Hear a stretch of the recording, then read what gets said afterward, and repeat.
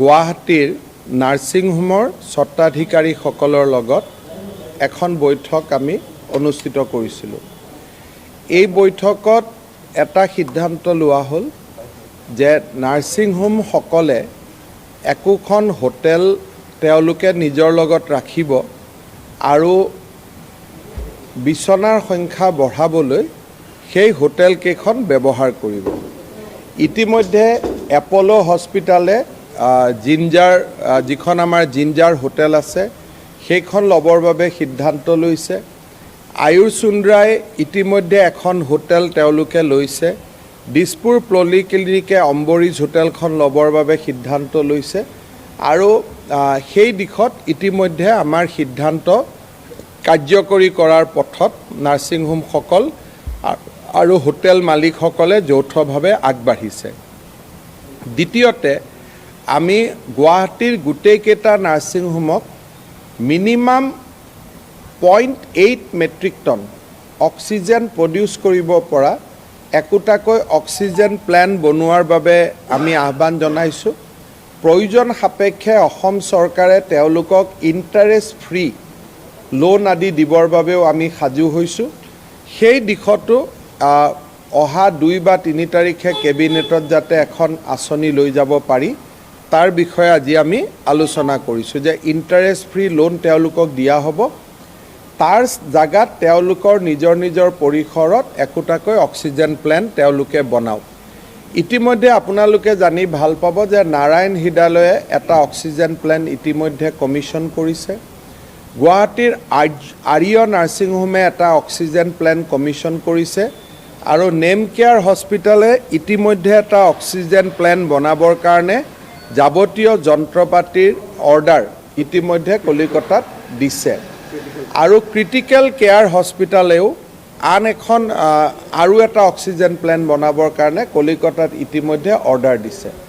আমাৰ প্ৰচেষ্টা থাকিব যাতে অহা 2-3 মাহৰ ভিতৰত গুৱাহাটীৰ প্ৰতিখন নাৰ্ছিং হোমে অক্সিজেনৰ ক্ষেত্ৰত স্বতন্ত্ৰ হ'ব পাৰে।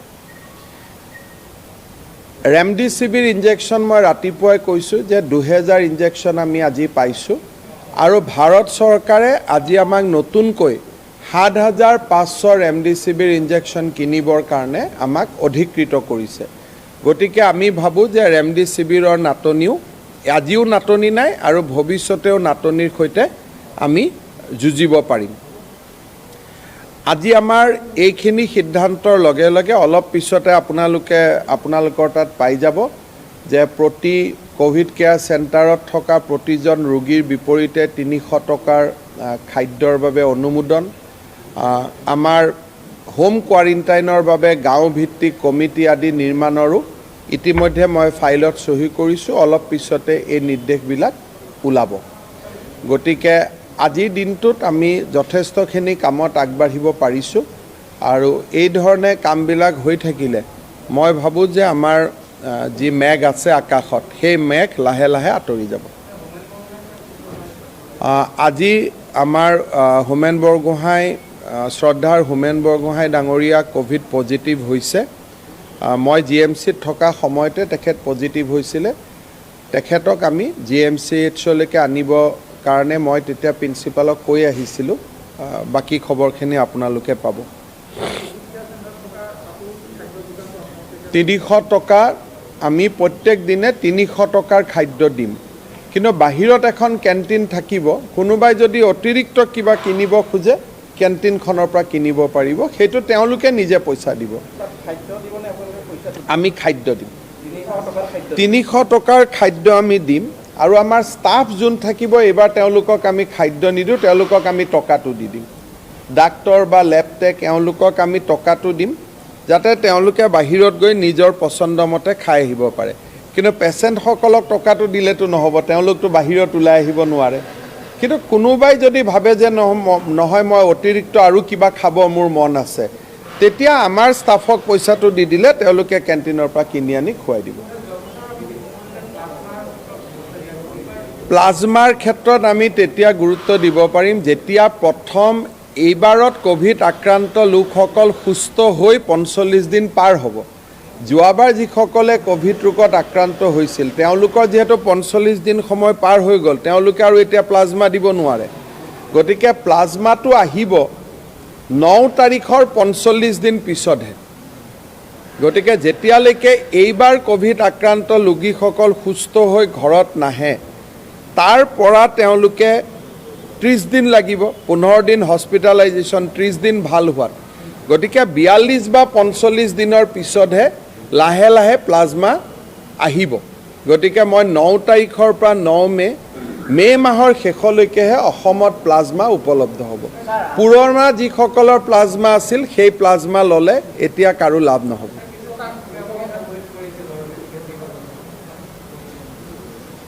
আমি যোৱা এইবাৰ যেতিয়া আমাৰ কোভিডত আমি আক্ৰান্ত হ'লোঁ তাৰ পৰৱৰ্তী সময়ত অক্সিজেনৰ জোৰা টাপলি মাৰিবৰ কাৰণে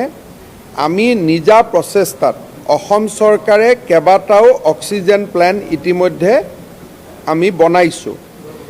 ইয়াৰ ভিতৰত গুৱাহাটী মেডিকেল কলেজত 3টা অক্সিজেন প্লেন ইতিমধ্যে কাম কৰি আছে আৰু এই 3টা অক্সিজেন প্লেন আমাক দান কৰিছে এয়াৰপোৰ্ট অথৰিটি অফ ইণ্ডিয়া লিমিটেডে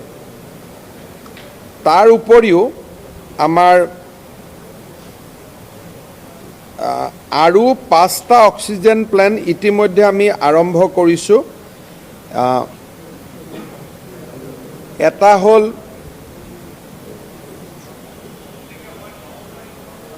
যোৰহাট মেডিকেল কলেজত এটা তেজপুৰ মেডিকেল কলেজত যোৰহাটত 2টা কৰিছোঁ তেজপুৰত এটা বৰপেটাত এটা ডিফুত এটা ইতিমধ্যে তাত অক্সিজেন উৎপাদন হৈ আছে আৰু তাৰ পৰা আমি অক্সিজেন পাই আছোঁ 3টা গুৱাহাটী মেডিকেল কলেজত 2টা যোৰহাটত এটা তেজপুৰত এটা বৰপেটাত এটা ডিফুত অৰবিন্দ কেজৰিৱালকো একে সময়তে 8টা প্লেন দিছিলে আমাকো দিছিলে তেওঁ এতিয়ালৈকে এটা কৰিব পাৰিছে আমি 8টাই কৰিছোঁ আৰু তাৰ উপৰিও আজিৰ দিনত আমাৰ MMCHত এটা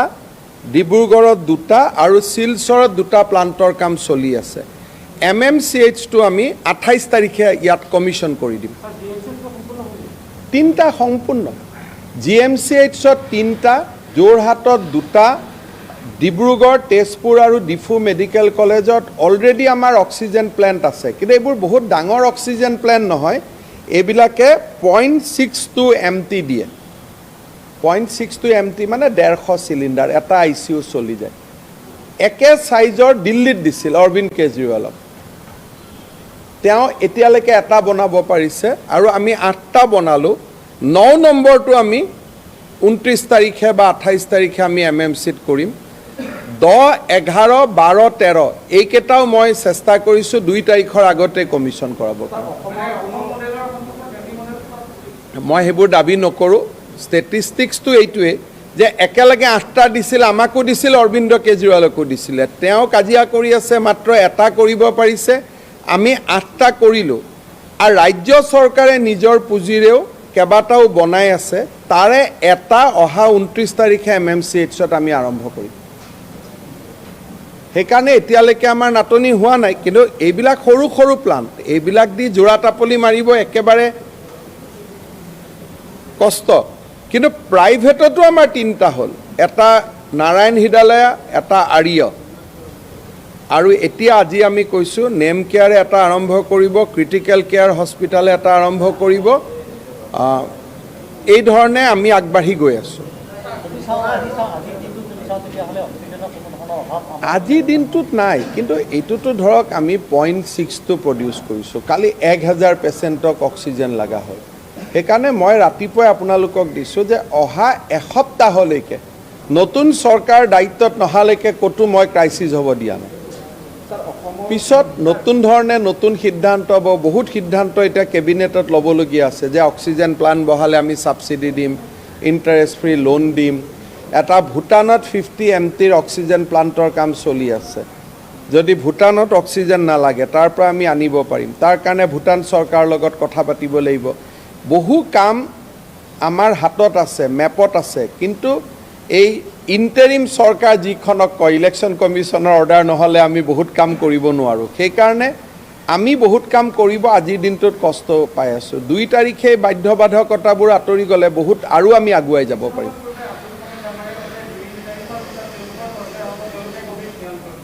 সেইবিলাক চক ৰাজনৈতিক কথাত মই এটা ক'ব খোজা নাই তেওঁলোকে য'ত যি কৰি আছে যেনেকৈ ভাল পাইছে কৰি থাকক সেইবিলাক ৰাজনৈতিক কথাত মই ক'ব খোজা নাই ভোটত ভোট বন্ধ হৈ গ'ল বাকচ এটা দাবী কৰিলে কি লাভ আছে মই দাবী কৰিলে ক'ব তাৰমানে তেওঁ ইভিএম বেয়া কৰিলে বুলি কৈ দিব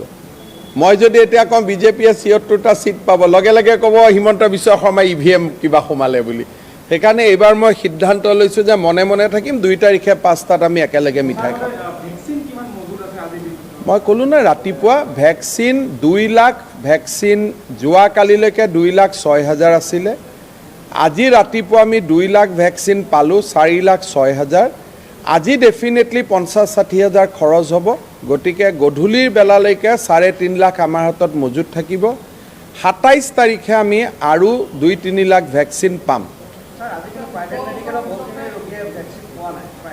চক প্ৰাইভেটত এতিয়া আৰু ভেকচিন আমি নিদিম ভাৰত চৰকাৰে সিদ্ধান্ত লৈছে যে প্ৰাইভেটে 600 টকা ড'জত ভেকচিন কোম্পানীৰ পৰা কিনি আনি ডাইৰেক্ট দিব এতিয়া যাক ভেকচিন লাগে ফ্ৰী ভেকচিন লাগে অসম চৰকাৰৰ হস্পিটালত আহিব লাগিব আৰু ভাৰত চৰকাৰে আপোনালোকে গভৰ্ণমেণ্ট অৰ্ডাৰখনতে চাব যে এটা ৰেট কৰি লৈছে যে প্ৰাইভেট হস্পিটাল কৰ্পৰেট কোম্পানীয়ে তেওঁলোকে পাৰ ভেকচিন 600 টকা ড'জত কিনিব আমি 400 টকাত কিনিম প্ৰাইভেট হস্পিটালৰ ৰেটটো ফিক্স কৰি দিছে 600 টকা তাৰ লগত 200 টকা দিয়া বুলি ক'লে হয়তো 800 টকা কিন্তু অসম চৰকাৰত এইটো ফ্ৰী থাকিব কিন্তু যিখিনি মানুহক আমি প্ৰাইভেটত ফাৰ্ষ্ট ড'জ দিয়াইছিলোঁ তেওঁলোকক আমি ছেকেণ্ড ড'জটো দিয়াৰ সুবিধা কৰি দিম তেওঁলোকে ফ্ৰী পাব না না আমাৰ ইমান অক্সিজেন ক'ত আছে দিল্লীক লাগে 450 ডেইলি আমি বনাওঁ 50 MT ডেইলি আমি ক'ত আৰু তেওঁলোক ক'ত ব্যক্তি কোনো আমাৰ ইয়াত নাই আজি আমি এতিয়া নুমলীগড় ৰিফাইনেৰীৰ লগত কথা পাতি আছোঁ তেওঁলোকৰ এটা নাইট্ৰজেন জেনেৰেটিং প্লাণ্ট আছে সেইটো অক্সিজেনলৈকে কনভাৰ্ট কৰিব পাৰি নেকি এইবিলাক সময় লাগিব কিন্তু দীৰ্ঘম্যাদী দৃষ্টিৰেও আমি আগবাঢ়িছোঁ হ্ৰস্বম্যাদীটো আমি কাম কৰি আছোঁ বাঢ়া নাই আজি আপোনালোকে চাব 6 দিন 22-23 তাৰিখৰ পৰা এটা পৰ্যায়ত প্লেটু হৈ ৰখি আছে যেতিয়াৰ পৰা আমি একেবাৰে চেষ্টা আৰম্ভ কৰিছোঁ গুৱাহাটীত অদ্ভুত ধৰণে যেনেকৈ 300ৰ পৰা 700 হৈছিল 700ৰ পৰা 1400 হৈ যাব লাগিছিল কিন্তু ক'ৰবাত নহয় ক'ৰবাত অকণমান বিশেষকৈ আজিও মই ভাবাত 800 পাৰ নকৰে অৰ্থাৎ আজি যোৱা সপ্তাহটোত একেটা পৰ্যায়তে থাকি গৈছে বঢ়া নাই আৰু ডেথো যিকেইটা ৰিপৰ্ট হৈ আছে মেক্সিমাম নাৰ্ছিং হোমৰ পৰাই হৈ আছে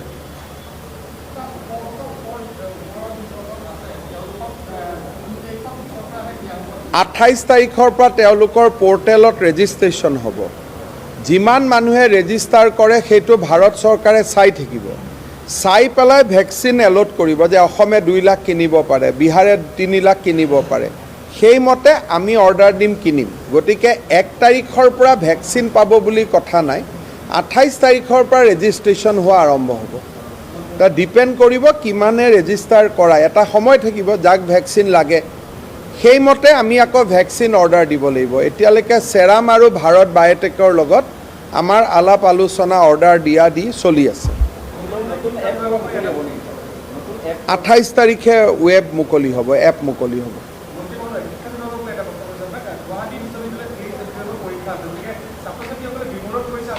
গুৱাহাটী বিশ্ববিদ্যালয়ৰ সিদ্ধান্ত গুৱাহাটী বিশ্ববিদ্যালয়ে ল'ব লাগিব আৰু অসম চৰকাৰৰ পৰীক্ষাৰ সিদ্ধান্ত নতুন চৰকাৰে ল'ব আমি এতিয়া বহুত ল'ৰা ছোৱালীয়ে নাজানে মোক শিক্ষামন্ত্ৰী বুলি ভাবে আচলতে মই শিক্ষামন্ত্ৰীটো নহয় মই এটা আভ্যন্তৰীণ শিক্ষামন্ত্ৰী বহুতে ভাবে মই স্বাস্থ্যমন্ত্ৰী মইতো স্বাস্থ্যমন্ত্ৰী নহয় আভ্যন্তৰীণ স্বাস্থ্যমন্ত্ৰী কাৰণ এতিয়াতো মোৰ হাতত পাৱাৰ নাই মই এইখিনি মুখেদিহে চলাই আছোঁ যিবিলাক আপোনালোকক মই কৈ আছোঁ এইটো মুখেদি চলাই থকা বস্তু কাগজেটো কিবা এখনত চহী মাৰিলে চিফ ছেক্ৰেটাৰীয়ে মাৰিব লাগে মই চহী মাৰিলেতো এতিয়া একো নহয় সেইকাৰণে বহুত ছাত্ৰ ছাত্ৰীয়ে মোকে কৈ আছে কিয় নকৰে মোৰতো মুখখনহে আছে এতিয়া চহী মাৰাটোতো মোৰ তাত পাৱাৰ নাই সেইটো মুখেদি যি পাৰোঁ মই চলাই আছোঁ। এইকেইদিনটো মুখেদিহে চলাই আছোঁ, কাগজততো মই একোৱে চহী মাৰিব নোৱাৰোঁ। চব চিফ ছেক্ৰেটাৰী তাত যায়, প্ৰয়োজন হ'লে তেওঁ ইলেকশ্যন কমিশ্যনত পঠায়। এইকেইদিন মই খালি মুখখন দি চলাই আছোঁ না যে এইখিনি। এইবিলাক নকওঁ, এইবিলাক ওপৰৱালাৰ কথা। যোৱাবাৰৰ ক'ভিড প্ৰথম ৱেভততো আমি কওঁ যে হয়, দ্বিতীয় আৰু তৃতীয়ত ভগৱানে কি লিখি থৈছে কেনেকৈ জানে। এতিয়া বাকচত যদি ভোট দিছে বিজেপিক পাব, আৰু যদি দিয়া নাই নাপাব, কথা ইমানেই।